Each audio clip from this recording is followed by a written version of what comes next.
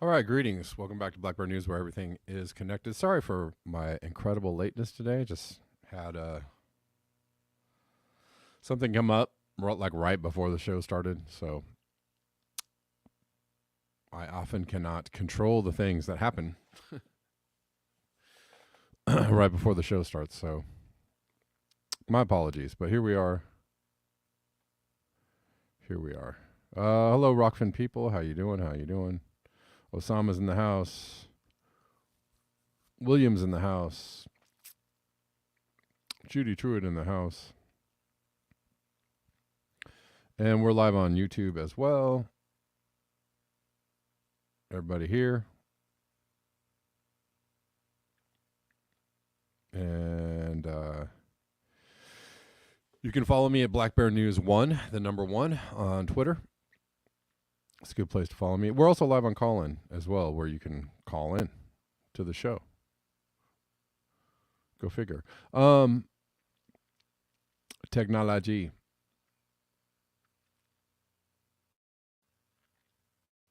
Got some tips. I got to remember to keep refreshing my Buy Me a Coffee page when I go to look at the coffees, because I realize they don't actually just show up in real time. I have to refresh the page, but I don't know if I got this after.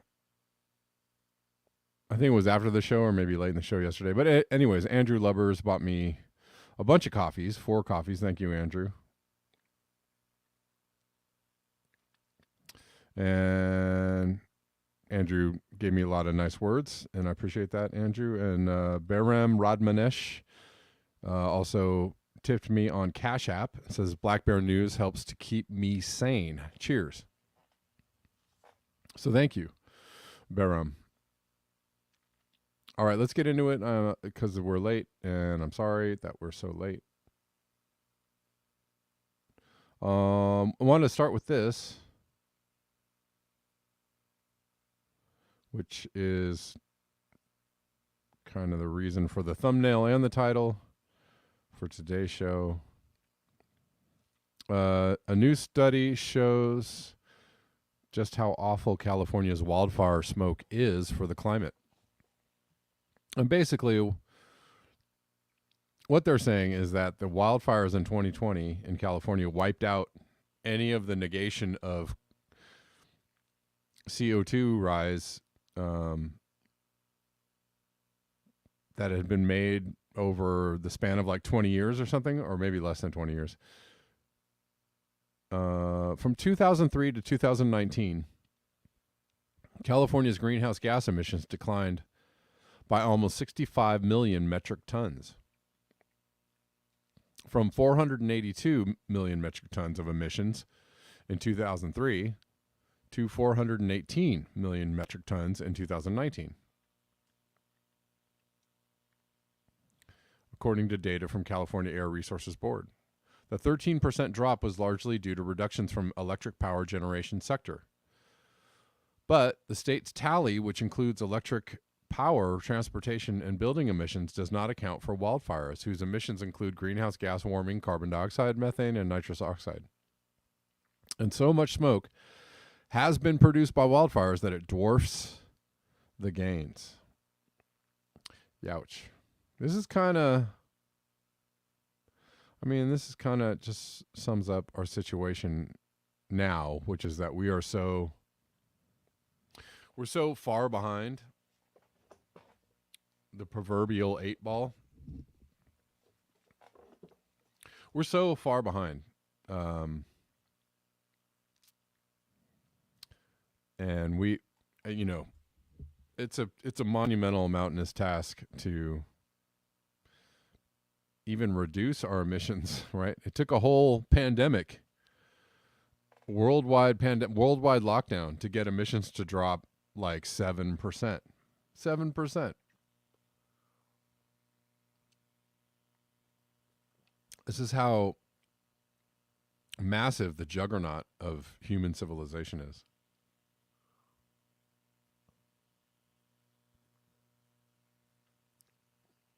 And we think we've won, we've gained a little something over here, and some other event, or I mean, I don't know if you want to call it an effect of climate change, but something else comes and wipes away all those gains.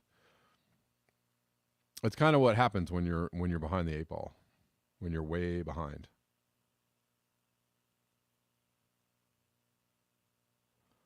But that's, pretty sad news.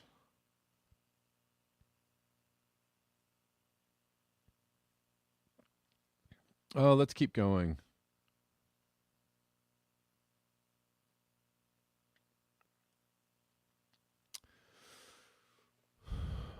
Actually have, well, I guess it kind of worked out today for me to be late because we're shorter on climate change news today. Not that there isn't a plethora of climate change news. There was always so much, but just what I have lined up for the show.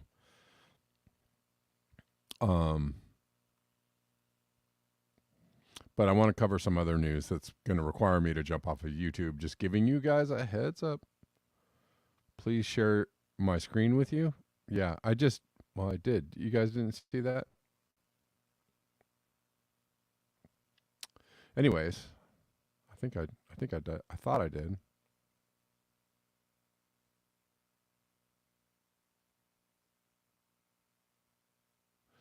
Anyways, that's the news out of San Francisco Chronicle. Human Love Solidarity says we could throw chicken soup on a Picasso to solve the situation. Well, we're going to listen to some. This is one of the women who was doing the soup can protest, and we're going to listen to what she has to say about it. And, what she has to say is pretty logical. It doesn't sound, there's a logic to what she's thinking, what they're saying, what they're doing. Let's see if we can get sound, though. Which always seems to be a problem.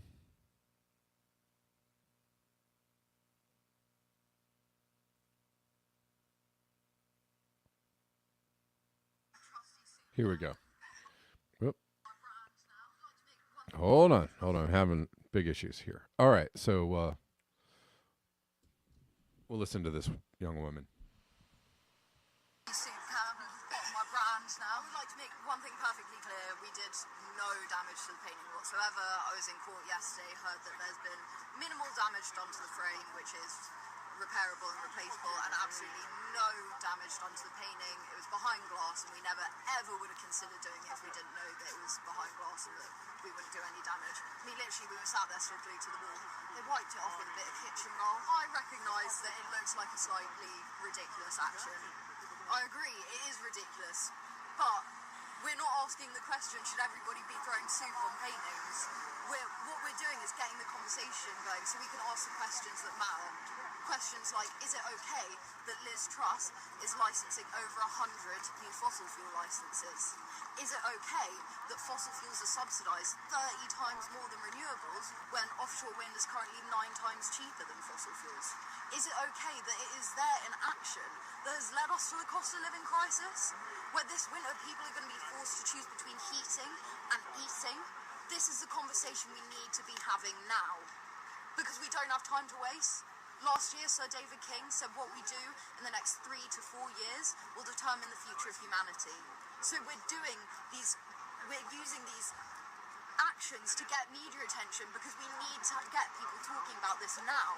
And we know that civil resistance works. History has shown us that it works. I'm stood here today as a queer woman, and the reason that I'm able to vote, the reason I'm able to go to university, and hopefully someday marry the person I love, is because of people who have taken part in civil resistance before me. We're always safe, we never hurt anyone, and, Insulate Britain last year, they showed that tactics like roadblocks do work. Effective advertising campaign we have ever seen.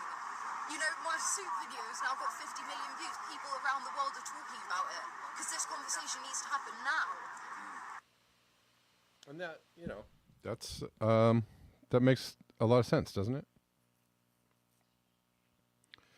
It was a stunt, and you may disagree with the stunt. You may disagree with the tactics. You may disagree with all kinds of things, but got your attention. That's the point.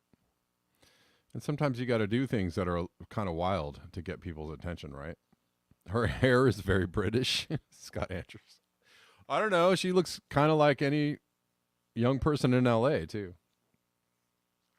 It's a thing with a certain age group, I think, the purple hair thing. Which I did as well when I was a strapping young lad, and I was young and kind of bored, and I, bleached my hair and did all kinds of crazy stuff, and colored my hair. I had blue hair at one time when I was. This is a long time ago too.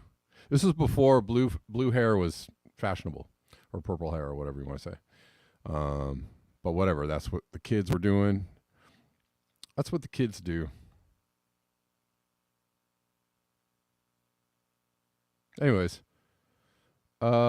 she sounds quite logical. She doesn't sound like a loony.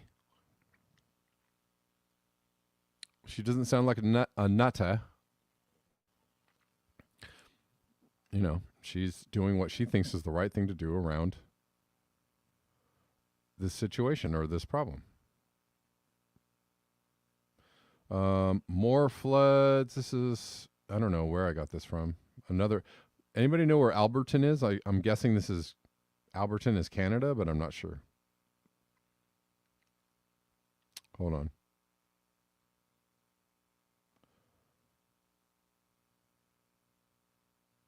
I guess I could have done a little more due diligence, but this is just Eaton Terrace. Yeah, this has got to be in Canada, right? Anyways, random flood footage.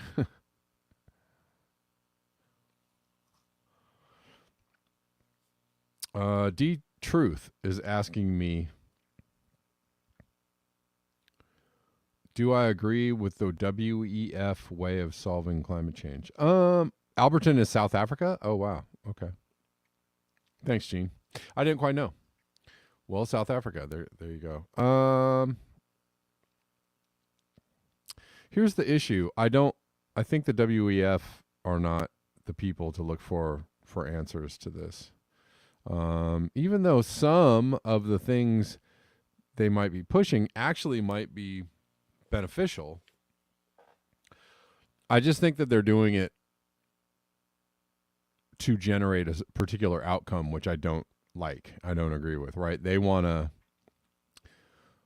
and their corporate heavy, get rid of farmers. Yeah, right. So their answer is, let the corporations through the governments enact these policies, and then we're going to decide what's good for the planet and good for you. And you got to know it's the wrong people, the people that have always made the horrible decisions in the past. If you think that they're suddenly going to make the right decisions now, that's a bit naive, don't you think? So, and Bella Lugrisi also factually saying the WEF doesn't have a way to solve climate change. Right. And so it's not really a solvable, or at least it's an issue that's going to need more than just like reconfiguring how we, So, yeah, to go back to what you were saying, D-Truth, kicking farmers off their land, that's actually the opposite of the way to, if you're going to help climate change, I would imagine the thing you would do is to try to get more people farming and more, small farmers. Not, I would break up large agricultural, if I were in charge, if I ruled the world or whatever, I would break up the large agricultural conglomerates and parse out, the land to be, I would open up areas to let people farm. The problem is that we're so deep, we're in deep. All the millions of people that need to be fed, if you're going to feed them from local farming, you probably end up jacking up a lot of the environment, right? You'd probably end up hurting the environment. I don't know. You'd have to do it in a way. So it's a conundrum, is what it is. It's a difficult issue to try and find solutions to.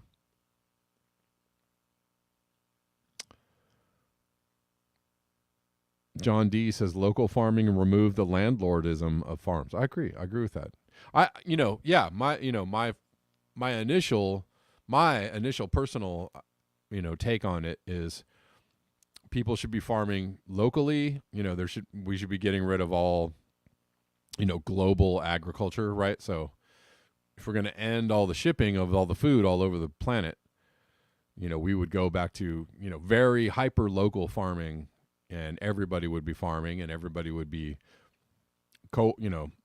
sharing their food with each other, because we're not trying to lock up the food, right? We're not trying to promote scarcity in order to charge people exorbitant prices for food, right? No, we're trying to make sure that everybody can eat. No, I think that would be the first thing that you'd want to do. And there would inherently be problems with that too. So, but you have to go in some direction, right? People have to go in some direction. Probably we are not going to just sit still and go and wait for the end. That's not going to happen. 01 says let food grow wild also. Yes, exactly. There's that too. Yeah, we're probably not going to sit still and wait for the end. That's probably, I would call that a 99.9% certainty that we're not going to sit still and just go, well, we screwed the pooch. That's it. We're going to do something. So if we're going to do something, let's try and do the best possible thing.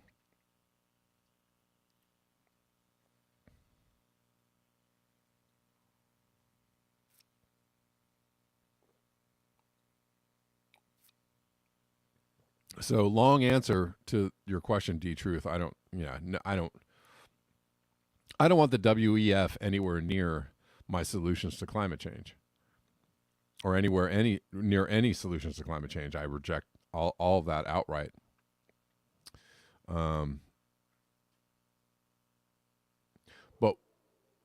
But if you actually asked a panel, asked just a random panel of people who understood the problem of climate change, they'd probably arrive at some of the same solutions, right? Like hey, you guys can't use this much fertilizer. Hey, you guys can't have all these nitrogen emissions. This is an issue. I don't think the issue is kicking people off their land or starving farmers out. I don't think that's the solution, but you do have to tackle the problem. D Truth also says you will be poor, but you will be happy. Hey, you know that you can actually be happy without a lot of money. There's another part of the conundrum, is that if we're going to do anything about climate change, we're all actually going to have to be a lot happier with a lot less, right? We're going to all have to agree, like, well, it's for the good of the planet and the possible, non-extermination of all species, all life on Earth. Maybe we should actually consume a lot less. So that's a difficult one. It's a weird thing, because people can't understand that. People can't understand the people that contribute the least to the problem of climate change are what? The poorest. The people that live off the land, the people who are subsistence farmers, the people who live very, very simple lives, what we might call impoverished, but they might call it, this is how we've been doing it for a long time. I don't see the issue. Is there an issue? There's only an issue if you show me a picture of somebody living in a mansion with 3 cars and go like, well, no, you should be living like this. Oh, you mean I could be living like that? Well, golly, let me get out of here and get off this land and go get a job. So maybe we do have to be poor. Maybe we do. In fact, we do. That's actually physics and math. Physics and math says we should all be a hell of a lot poorer, live off the land, have a lot less things, and deal with it. That's going to be, but I don't know. That's an answer that nobody wants to hear. Nobody wants to hear that answer. And so I don't care who says it, whether it's the WEF or any, somebody you really respect, you know? The answer is yeah, and we're all going to have to be a lot poorer. And let's start with the rich. Let's strip the rich first. Let's strip the corporations and the wealthy of all that wealth and all that power. Let's start with them. Then we'll move on down the line.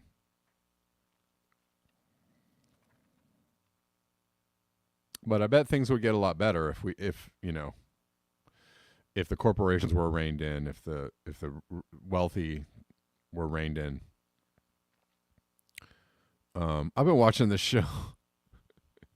It's a good show. I mean, it's good in a kind of a sick way, in a perverted way, because it's about this very wealthy family. It's called Succession. It's about this wealthy family. I just started watching it. But these people are horrible people. Like, they're all horrible. So if you want, you know, that's the only takeaway I have from watching the show is like, this is this is what being wealthy and powerful does to your brain. It just makes you a horrible person. Psychopathic. And these people would probably, you know, be a lot better people if they just were forced to live in the real world or live as a regular person. Yeah, it's a pretty good show. It's a pretty good show. But it's just like, oh my God. It's just watching. Yeah, it's literally like watching the psychopathy of money. It's like, and it's you know, it's repugnant in ways, in a lot of ways. Anyways.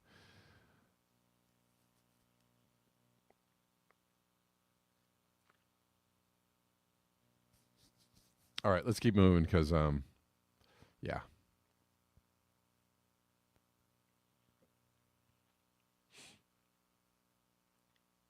Poppy Davis saying I'll call your wacky weather and raise you a deep freeze in mid-October in Missouri. Southwest Missouri. Yeah, that's not really something that's supposed to be happening, right?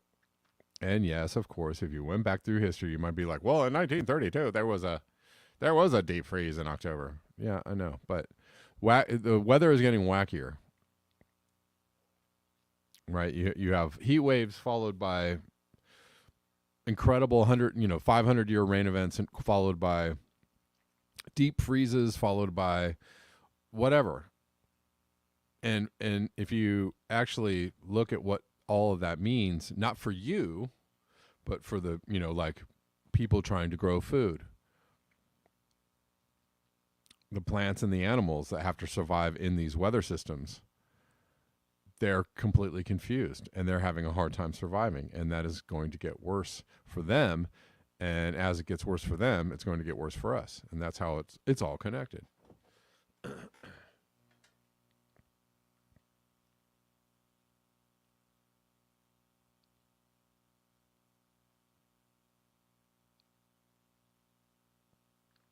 Human Love Solidarity says Van Gogh lived on bread, coffee, and cigs. Sounds like my kind of lifestyle. I mean, I don't smoke cigarettes, but I'll take the bread and the coffee. I can live on bread, coffee, and music.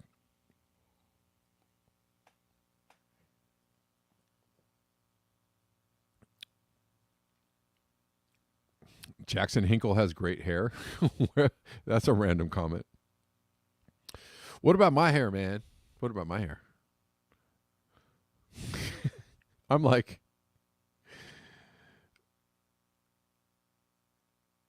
I'm like 30 years older than Jackson Hinkle. How about those apples? 20 degrees tonight? Good Lord.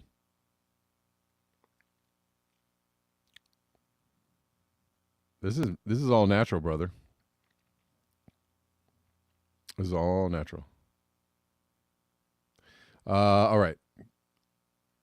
For a little while, and eventually I'll get old enough so that this hair turns super gray.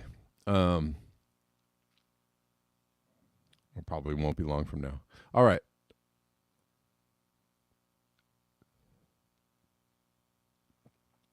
I'm going to go check in with the Rockfin folks. And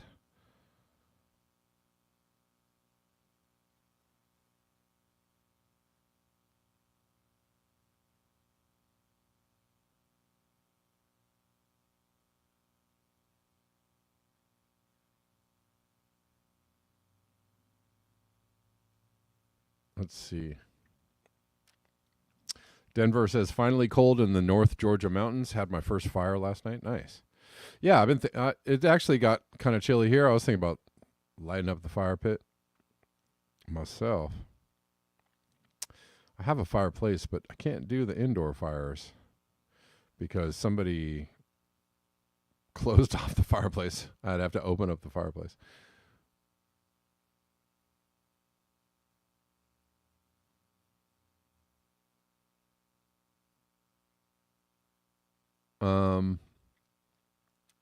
But I have an outdoor fire pit, which I'd like to light up pretty soon. It gets a little chillier.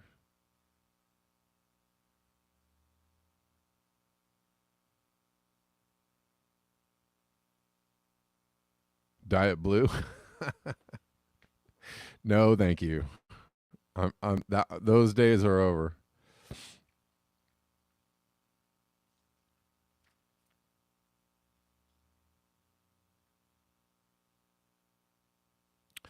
All right.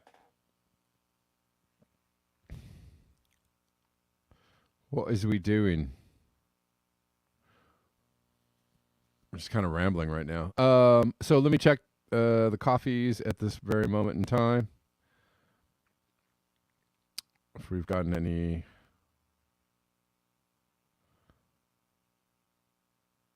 new coffee, Buy Me a Coffee support today, you can support the channel at buymeacoffee/blackbearnews or on Rockfin. There's, Rockfin tip is always cool.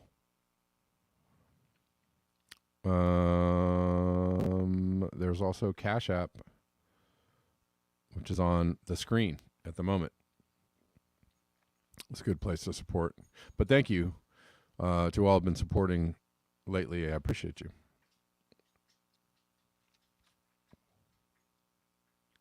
Where are we going?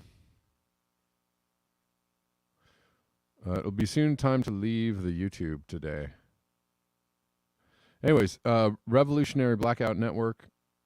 Anybody follow this account? This is a good account. They have a show, I think, on Rockfin. Pretty good show. Too bad unions in the U.S. have been hijacked by capitalists who don't have the balls to do this. Labor unions in France are calling for a general strike to protest soaring inflation. They still believe that a general strike actually, A, can happen. Look at all the people there. B, that it's a good idea. C, that it actually forces governments to listen to the people. And you know what?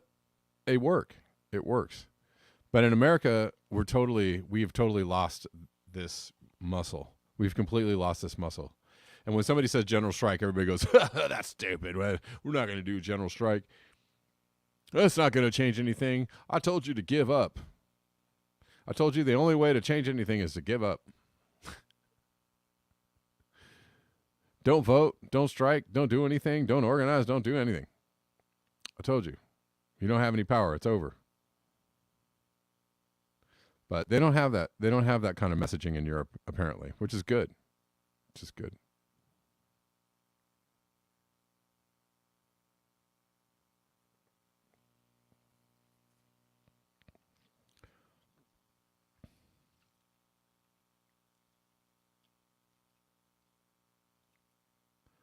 All right, so now is the time when I must leave the YouTube. YouTube people, sorry to tell you, sorry to go, but I'm going to leave the YouTube, and I'll see you guys tomorrow at 12 p.m. Pacific Daylight. And we're going to continue the show on Rockfin because we're going to talk about some other things that we can't talk about on YouTube. So YouTube people,